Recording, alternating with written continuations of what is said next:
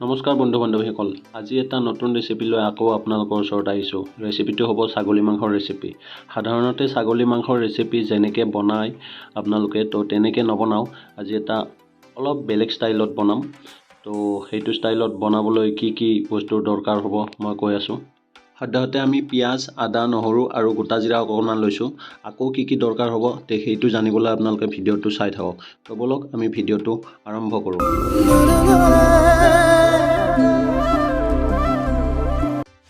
এয়া আমি পিঁয়াজ ৰেডি কৰি লৈছোঁ। এইফালে আদা, নহৰু আৰু বিলাহী অকণমান মিক্সিত মাৰিবলৈ ৰেডি কৰি থৈছোঁ। ইফালে মাংস মেৰিনেট কৰি থোৱা আছে, চাব পাৰে আপোনালোকে।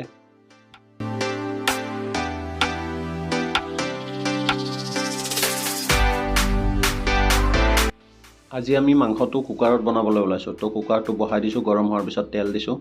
তেলখিনি গৰম হোৱাৰ পিছত এয়া জিৰা গুড়ি অকণমান দি দিছোঁ। জিৰা গুড়ি নহয়, গোটা জিৰা দি দিছোঁ। তাৰপিছত পিঁয়াজ দি দিছোঁ। এয়া দি দিছোঁ পিঁয়াজ।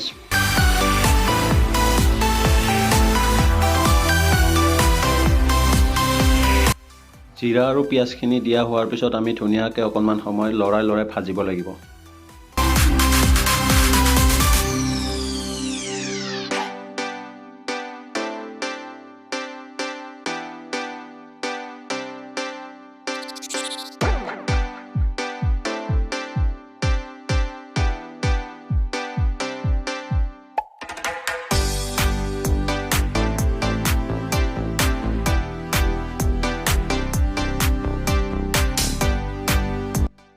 পিঁয়াজখিনি অকণমান ৰঙচুৱা হোৱাৰ পিছত আমি ইয়াত হালধি দি দিছোঁ।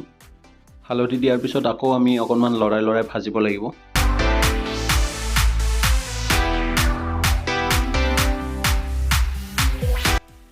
তাৰপিছত আমি 1 চামুচ জিৰা গুড়ি দিম।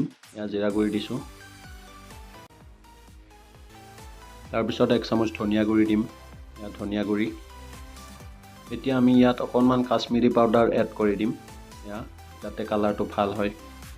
এই তিনিটা বস্তু দিয়াৰ পিছত আমি ইয়াক আকৌ লৰাই ভাজিব লাগিব।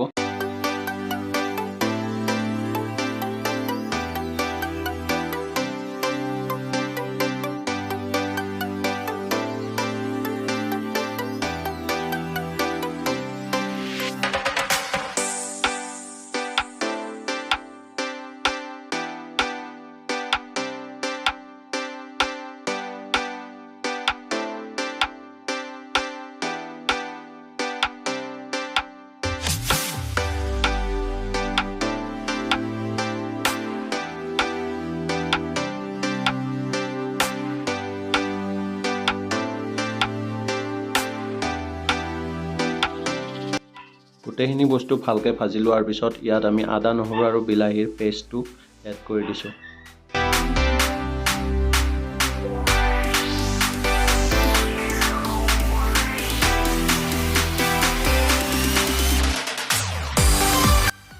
মছলাখিনি অকণমান লাগি ধৰাৰ দৰে হৈছে, আমি মিক্সিটোতে অকণমান পানী দি কেনে ইয়াত ঢালি কিনে আকৌ লৰাই ভাজিছোঁ।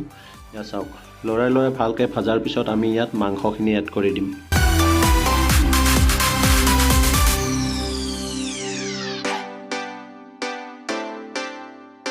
মাংসখিনি এড কৰাৰ পিছত আমাৰ বেলেগ কাম নাই, অকণমান ভালকৈ লৰাই দি কেনে ইয়াত ঢাকনি দি থ'ব লাগিব অকণমান টাইম।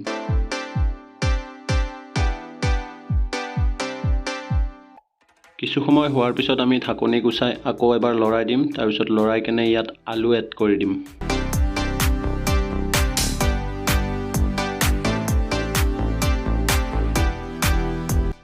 আলুখিনি দিয়াৰ পিছত আমি ধুনীয়াকৈ লৰাই দিব লাগিব। চাওক, ধুনীয়াকৈ লৰাই ভাজিছোঁ।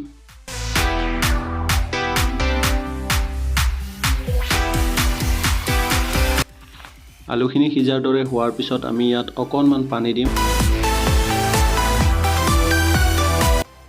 সাধাৰণ উতল অহাৰ দৰে হোৱাৰ পিছত আমি ইয়াত যিমানখিনি গ্ৰেভি দৰকাৰ হয় সিমান পৰিমাণে আমি পানী দিম। পানী দিয়াৰ পিছত ইয়াৰ ঢাকনি মাৰি কেনে আমি হুইচেল মাৰিম।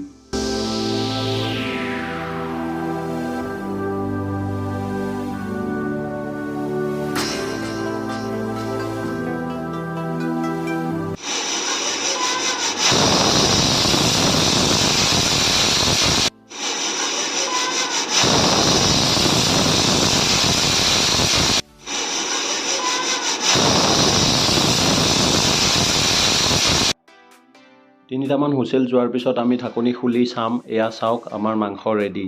তো এইটোৱে আছিল আমাৰ আজিৰ নতুন ষ্টাইল। আপোনালোকে অতি সহজে কম সময়ৰ ভিতৰত ছাগলী মাংস বনাব পাৰে। ছাগলী মাংস সিজাত যিহেতু আমাৰ অকণমান দিগদাৰী হয়, সকলোৱে জানে।